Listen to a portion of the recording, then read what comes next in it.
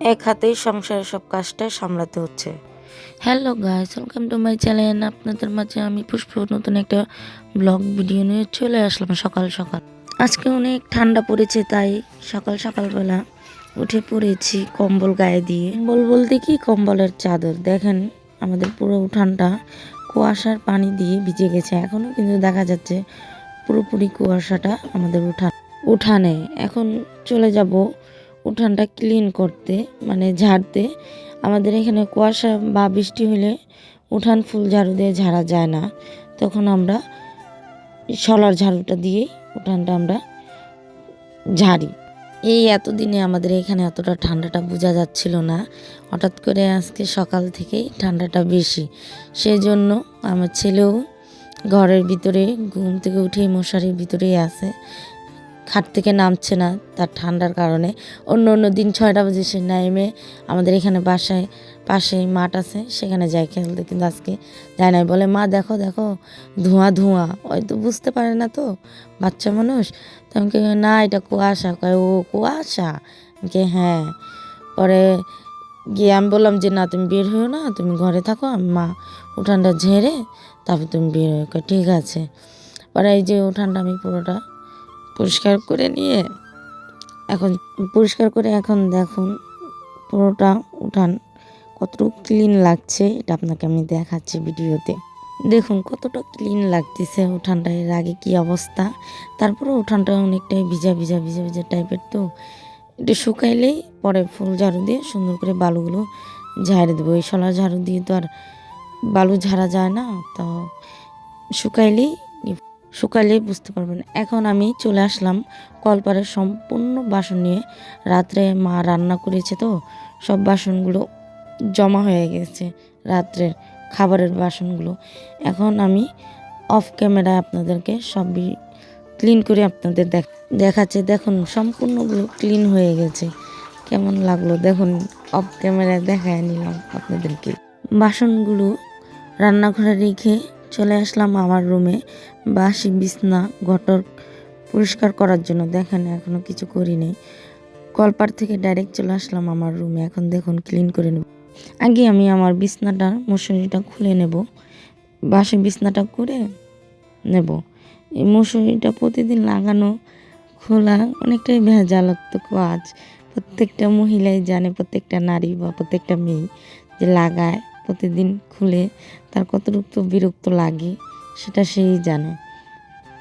কি করতে হবে, আমাদের এখানে যে মশা, গরমের দিন ঠান্ডার দিন দুটোটা, বৃষ্টির দিনেও আমাদের এখানে প্রচুর মশা। জানি না কী কারণ, আমার রুমেই, মার রুমে হয় না মশাটা অত, কিন্তু আমার রুমে এটাই মশা হয়।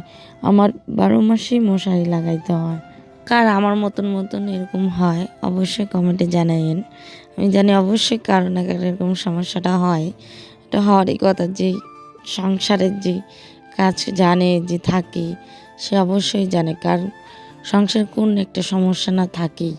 এখন অল্পটুকু কাজ আমি অফলাইনে করে দেখাচ্ছি আপনাদেরকে। কমপ্লিট আমারও বিছনার কাজটা করা সকালবেলা, এটাই হলো ইম্পর্ট্যান্ট কাজ। এখন এই টেবিলের উপরে কিছুটা কাপড় আছে, আর এই ওয়ারড্রোবের উপরে আমার ছেলের ব্যাগটা কালা আছে, আর এই ঘরটা ঝাড়লে সম্পূর্ণ কাজ আমার সকালে কাজ। টেবিলের উপরে কিছু কাপড়টা রাখা ছিল, এগুলো আমি সুন্দর করে এখন গুছিয়ে ডয়ারে রেখে দেবো, তো এই জন্য সকালে কাজটা করে নিতে হয়। আর একটা কাপড় বাবুর ছিল, এগুলো আমি বাবুর ডয়ারে, আলাদা ডয়ার আছে বাবুর কাপড়ের, ওইটাতে আমি রেখে দিলাম। বাবুর ডয়ারটাও আমি দেখা দিচ্ছি। এই যে আমি ড্রেসিং টেবিলের 2টা ডয়ার আছে, সেটাতে আমি বাবুর স্কুল ড্রেস, পরার কাপড় এগুলো রেখে দিই এই 2টা ডয়ারে। এখন আমি ঘরটাও ছেড়ে নেব ভালো করে।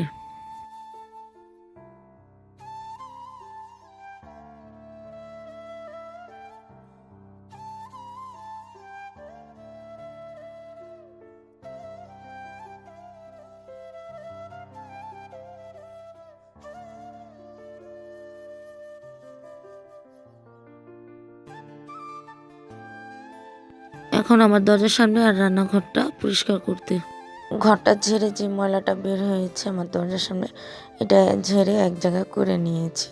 এখন পাকঘরে চলে যাব। রান্নাঘরে চলে আসলাম। রান্নাঘরেটা পুরোটা গুছিয়ে সুন্দর করে ঝেড়ে নেব। আর আমি একলা রান্না করি। এখানে আমার সাইডে আমার বৌদি রান্না করতো, সে তার বাবা বাড়ি বেড়াইতে গেছি তো, সেজন্য আমি একলাই রান্না করি রান্নাঘরে। এইখানে আমাদের এখানে অতিরিক্ত ইঁদুরের জ্বালা, আর ভাল লাগছে না। কিছু রান্না করে পাকঘরে 10 মিনিটের জন্য রাখতে পারি না, অতিরিক্ত ময়লা করে। বড় বড় ইঁদুর, এক একটা খরগোশের বাচ্চার মতন বা খরগোশের মতনই দেখা যায়, যে এত বড় বড় বলার বাইরে, যে কোনোটাই খাবার রাখতে পারি না। আর অতিরিক্ত এইখানের ময়লা ওইখানের ময়লা টাইনে নিয়ে আসে রান্নাঘরে, মাটি উঠে নিয়েছে। এখন আমি গ্যাসের চুলোগুলো পরিষ্কার করে নেব। দেখেন আমার মা কালকে রাত্রে রান্না করেছে তার চুলোতে, এখন দেখুন কি অবস্থা হয়ে রয়েছে। আমি এখন এটাকে ভালোভাবে পরিষ্কার করে দেখাচ্ছি যে, আর আমার মা সব যেই কাজই করুক সে পরিষ্কারই করে। সে রান্না করেছে দেখে রাত্রে অনেক 2-1টা মেহমান আসছিল, রান্না করছিল, সেজন্য টায়ার্ড হয়ে গেছিলো একদম, সেজন্য এই কাজটা করতে পারে না, রেখে দিছে যে সকালে আমার মেয়ে করে নেবে। সেজন্য আমি করে নিছি, নইলে মা রান্না করার সঙ্গে সঙ্গে নিজের চুলাটাও পরিষ্কার করে নিয়েছে। যে আমি সুন্দর করে মেজে শুকনো একটা ভিজা কাপড় দিয়ে মুছে নিয়েছি। মার চুলা মোছার পরে আমি মনে করলাম আমার চুলাটাও কালকে মুছেছি, রাত্রে একটু বাবুর জন্য একটু রান্না করছিলাম সবজি, এই জন্য আমি বললাম যে আমার চুলাটাও একটু ক্লিয়ার করে নিই। দেখেন মার চুলাটা মাজার পরে কতটুকু সুন্দর লাগতেছে। চলুন এখন আমার চুলাটা আমি পরিষ্কার করে নিই, দেখে নিন। এখন চলে আসলাম আমার চুলাটাও পরিষ্কার করে নিন। আমার চুলাটা পরিষ্কারই আছে, তারপরেও করে নিচ্ছি। কালকে একটু সবজি রান্না করছিলাম বাবুর জন্য, এই জন্য একটু পরিষ্কার করার কারণটা যে করে নিই।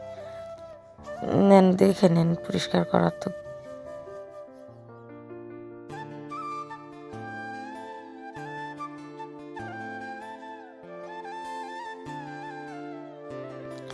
সকালে সম্পূর্ণ কাজটা শেষ, দেখুন চলে যাব মুখ ধুতে। এটাই হলো মেয়েদের কাজ সকাল থেকে উঠে।